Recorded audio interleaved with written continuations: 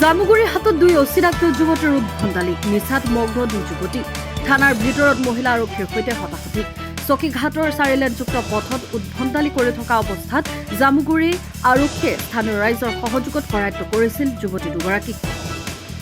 নিচাসক্ত দুই যুৱতীৰ প্ৰহাৰত গুৰুতৰভাৱে আহত মহিলা আৰক্ষী কনষ্টেবল দীপাগিৰীক চিকিৎসাৰ বাবে তেজপুৰ চিকিৎসা মহাবিদ্যালয়লৈ প্ৰেৰণ কৰা হয় থানাৰ ভিতৰত পুৰুষ আৰক্ষীকো চোচা লৈছে ড্ৰাগছ আসক্ত বুলি ধাৰণা কৰা দুই যুৱতীয়ে লগতে এএছআই মেঘনাথ কুতুম আৰু গৃহৰক্ষী জোৱান শফিকুল ইছলাম গুৰুতৰভাৱে আহত হয়